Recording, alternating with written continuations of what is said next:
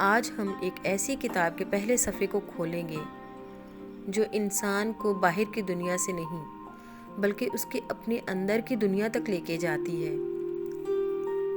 You can heal your life. اس کتاب کی مصنفہ لوئس ہئی کہتی ہیں کہ یہ کتاب جادو یا فوری حل کا دعویٰ نہیں کرتی، بلکہ ایک سادہ مگر گہری سچائی آپ کے سامنے رکھتی ہے کہ ہماری زندگی میں جو کچھ بھی ہو رہا ہے وہ کوئی اتفاق نہیں، بلکہ ہماری سوچ، ہمارے یقین اور ہمارے اندر چلنے والی خاموش گفتگو کا نتیجہ ہے۔ اس کتاب کی مصنفہ لوئس ہئی کہتی ہیں کہ زندگی ہمارے خلاف نہیں بلکہ ہمارے لیے ہی کام کر رہی ہوتی ہے، لیکن اکثر ہم اسے اپنا دشمن سمجھ لیتے ہیں کیونکہ ہمیں صرف اپنے زخم نظر آتے ہیں، ان زخموں سے سیکھا ہوا سبق دکھائی نہیں دیتا۔ ہر آزمائش، ہر ٹوٹا ہوا رشتہ، ہر دکھ دراصل ہمیں ہماری اپنی کسی اندرونی سوچ کی طرف واپس لے کے جاتا ہے۔ ہم وہی تجربہ بار بار کرتے ہیں جسے ہم اپنے لاشعور میں کہیں سچ مان بیٹھے ہوتے ہیں۔ اگر ہم دل ہی دل میں یہ مان لیں کہ میں ناکام ہوں، میں کسی قابل نہیں ہوں، میں کچھ کر نہیں سکتا، تو کائنات بھی ہمارے لیے بار بار ویسے ہی حالات پیدا کرے گی جو اس یقین کو اور مضبوط کر دیں گے۔ اور اگر ہم یہ مان لیں کہ میں قابل ہوں، میں اپنی غلطیوں سے سیکھ رہا ہوں، میں یہ کر سکتا ہوں، تو زندگی بھی اپنا رویہ بدلنا شروع کر دیتی ہے۔ لوئس ہئی کے مطابق اصل مسئلہ کبھی باہر نہیں ہوتا، نہ لوگ، نہ حالات، نہ قسمت۔ اصلی مسئلہ تو ہمارے اندر موجود ہوتا ہے، جو اکثر ہمیں خود بھی نظر نہیں آتا۔ ہم بچپن میں جو باتیں سنتے ہیں، جو جملے ہمارے بارے میں کہے جاتے ہیں یا جو رویے ہم سہتے ہیں، وہ سب ہمارے لاشعور میں محفوظ ہو جاتے ہیں، اور پھر بڑے ہو کر ہم لاشعوری طور پر انہی منفی رویوں کے مطابق فیصلات کرنے شروع کر دیتے ہیں۔ ہمیں لگتا ہے کہ زندگی ہمیں تکلیف دے رہی ہے، حالانکہ حقیقت یہ ہے کہ ہم پرانے زخموں کے چشمے سے اپنے حال، اپنے ابھی کو دیکھ رہے ہوتے ہیں۔ لوئس ہئی کہتی ہیں کہ زندگی ہمیں وہی سبق بار بار دیتی ہے جب تک کہ ہم اسے سیکھ نہ لیں۔ اگر ایک ہی طرح کے مسائل بار بار آپ کے سامنے آ رہے ہیں تو اس کا مطلب یہ نہیں کہ آپ بدقسمت ہیں، بلکہ اس کا مطلب یہ ہے کہ کوئی پرانا زخم ابھی تک مندمل نہیں ہو سکا۔ ہیلنگ کا آغاز اسی لمحے سے ہوتا ہے جب انسان یہ ذمہ داری قبول کر لیتا ہے کہ میری زندگی کا کنٹرول میرے خیالات میں ہے۔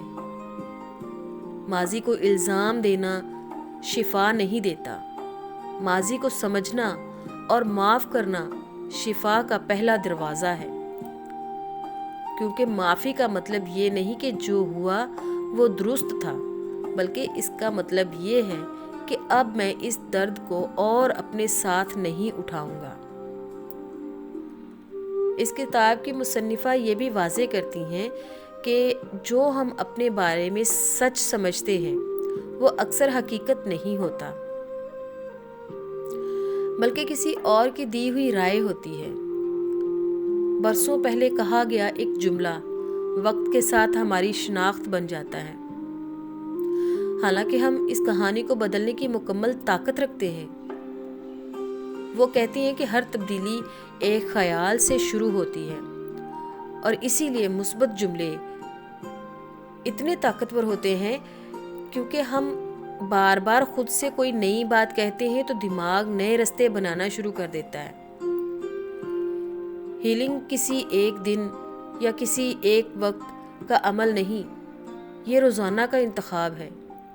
روز خود سے بہترین بات کریں، روز خود کو سزا دینے کے بجائے اس سے سیکھیں۔ لوئس ہائی کہتی ہیں کہ ہمارا جسم بھی ہماری تکلیف کو سمجھتا ہے، ہمارا جسم بھی ہم سے بات کرتا ہے۔ درد، بیماری اور تھکن جسم کے پیغامات ہوتے ہیں جو یہ کہتے ہیں کہ کہیں نہ کہیں ہم خود سے لڑ کے تھک چکے ہیں۔ دبایا ہوا غصہ اور اداسی جسم میں جمع ہو کر بیماری کی شکل اختیار کر لیتے ہیں، اور جب ہم اپنے احساسات کو سننا شروع کرتے ہیں تو جسم بھی آہستہ آہستہ شفا پانے لگتا ہے۔ اس کتاب کا سب سے بنیادی پیغام یہ ہے کہ خود سے محبت کوئی عیش نہیں بلکہ شفا کی بنیاد ہے۔ جب انسان خود کو جیسا ہے ویسا ہی قبول کر لیتا ہے تب ہی تبدیلی ممکن ہوتی ہے۔